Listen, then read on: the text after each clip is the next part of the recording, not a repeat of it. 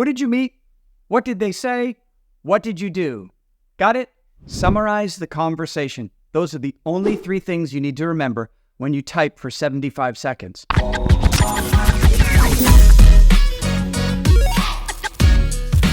Okay, here's the first screen that you're going to see at the beginning of Listen and Respond. It'll tell you about the scenario, and then you'll have 4 minutes to go through the conversation between you and the professor. Pay close attention to this right here.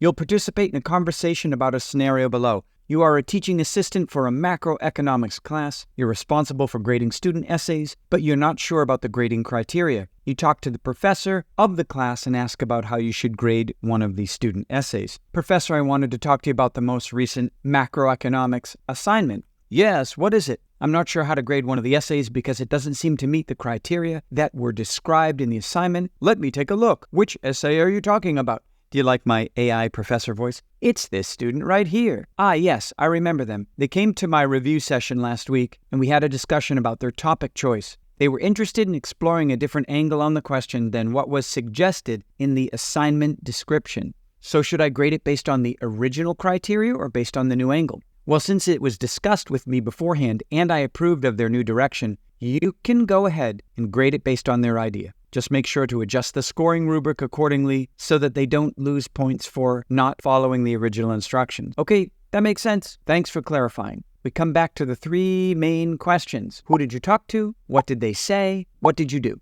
I spoke with my macroeconomics professor because I was uncertain about how I should evaluate one of the student essays as a teaching assistant. He was familiar with the student and recommended that I assess it based on the revised criteria and modify the scoring rubric so that they don't lose points. I told him that his suggestion made sense and expressed my gratitude for his help. I talked to my macroeconomics professor.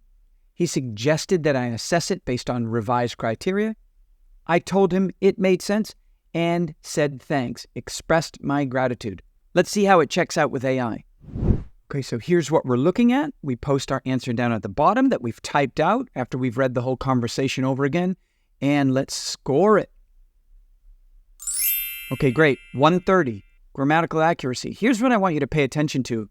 Task relevance. You're staying right on track. You've absolutely captured the conversation in 3 main sentences, but overall a 130. Great score. Thank you so much for staying with me. I hope that you enjoyed this quick video about Summarize the Conversation.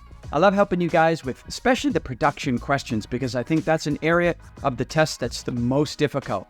Listening is very hard, and if you want to know more about listen and speak, check out this video right here.